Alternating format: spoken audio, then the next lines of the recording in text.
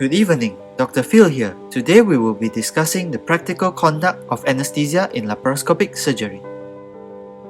Effects of carbon dioxide absorption from the pneumoperitoneum into the blood includes hypercapnia. Carbon dioxide is absorbed efficiently across the peritoneum and causes increase in PaCO2 and decrease in pH. This acidosis depresses the myocardium. Modest hypercapnia can lead to catecholamine release, and this supports blood pressure and promotes bronchodilation. However, this increases myocardial oxygen demand. Increased pain may occur as insufflated carbon dioxide may lead to intraperitoneal formation of bicarbonate and increased pain secondary to local acidity. Patient positioning. In the head-down position, such as during lower abdominal procedures, the patient is at greater risk of reduction in FRC, ventilation-perfusion mismatch, atelectasis, and endobronchial intubation secondary to cephalad movement of the lungs and carina in relation to a fixed endotracheal tube. In the head-up position, such as during upper abdominal procedures, the patient is at greater risk of reduced blood pressure and cardiac output due to decreased venous return. Those most at risk include the hypovolemic patient, the elderly, and patients with pre-existing cardiovascular disease. Perioperative management. Contraindications to laparoscopic surgery are relative. Risks are increased with patients with ischemic heart disease, valvular heart disease, increased intracranial pressure, and hypovolemia. Consider risk of conversion to an open procedure and a plan for analgesia discussed beforehand. Improve post-op recovery amongst obese patients if laparoscopic procedures are done instead of open procedures. Simple analgesics should be prescribed, such as paracetamol and NSAIDs. If the patient is at risk of regurgitation, pre-medicate with H2 antagonists or PPIs. We move on to perioperative management. The safest technique is general anesthesia with endotracheal intubation, muscle relaxation, and controlled ventilation. This protects against pulmonary aspiration, enables the control of PaCO2, and aids surgical exposure. We should decompress the stomach and bladder. Avoid gastric distension during back mask ventilation, which may increase the risk of gastric injury during trocar insertion. For lower abdominal procedures, a urinary catheter may be required to decompress the bladder and reduce the risk of injury. Dealing with hypercapnia and high airway pressures. Increase minute volume to counteract hypercapnia from systemic absorption of carbon dioxide. Aim for normal capnia, but beware the adverse effects of high intrathoracic pressure. Raised intra-abdominal pressure will result in higher intrathoracic pressure.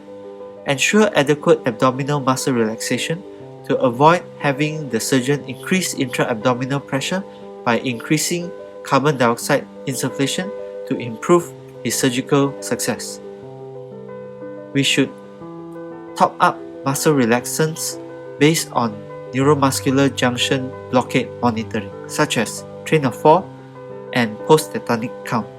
Intermittent release of intraperitoneal gas or tolerance of a degree of hypercapnia may be necessary to control the EtCO2, especially in the obese and in the head-down position.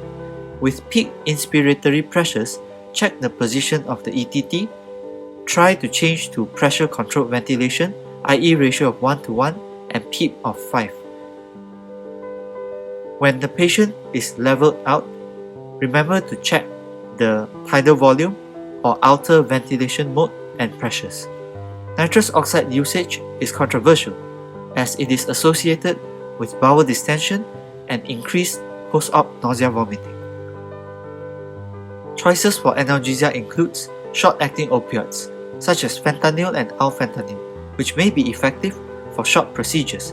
Remifentanil infusion can be used for longer procedures and may help counter the hemodynamic changes due to pneumoperitoneum. Long-acting opioids such as morphine may be needed for extensive laparoscopic operations. Opioid-sparing medications should be used when possible, such as NSAIDs, paracetamol, and ketamine if no contraindications. Regional anesthesia may supplement analgesia such as epidural analgesia or spinal anesthesia. May be beneficial, especially in extensive laparoscopic surgery. Avoid hypovolemia as this exaggerates the negative cardiovascular effects of laparoscopy. Antiemetics should be prescribed as there is a high incidence of post-op nausea vomiting after laparoscopy. Give prophylactic antiemetics and prescribe post-operatively as well.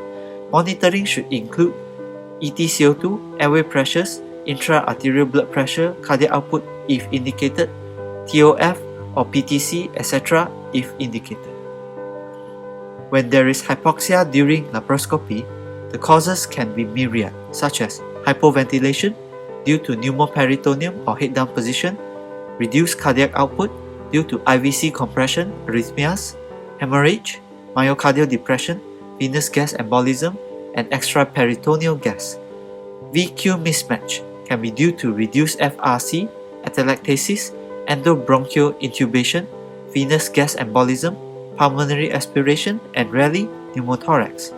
Subcutaneous emphysema may occur as well. Methods to reduce post-op pain after laparoscopic surgery. Pain is usually the worst during the first few hours. Encourage the surgeon to expel as much intraperitoneal gas as possible at the end of the operation. Intraperitoneal local anesthetic infiltration of port sites can reduce pain. 20 to 30 ml of 0.25% bupivacaine instilled on the gallbladder bed in laparoscopic cholecystectomy can reduce pain. Suspect the possibility of intra-abdominal complications if significant pain extends beyond the first day occurs. Shoulder tip pain due to diaphragmatic irritation is usually short-lived. Regular paracetamol NSAIDs with opioid as required, especially for extensive procedures. Special considerations. The use of laryngeal mask airway in laparoscopic surgery should be avoided if the patient has a high risk of gastric aspiration, such as a patient with full stomach, or if the patient has poor lung compliance, such as patients with chronic lung disease, asthmatics, COPD, and obese patients. Anticipate difficult or prolonged procedure. An inexperienced surgeon, all these situations an LMA should not be used. An LMA may be used for short procedures such as laparoscopic sterilization, provided that the anesthetist is experienced and the patient selection is appropriate. Third-generation supraglottic airway devices are preferred as they have a gastric drain tube that can be used to decompress the stomach. Regional anesthesia is not usually used as the sole anesthetic technique, as a high level of block is needed to cover the pneumoperitoneum in laparoscopic surgeries.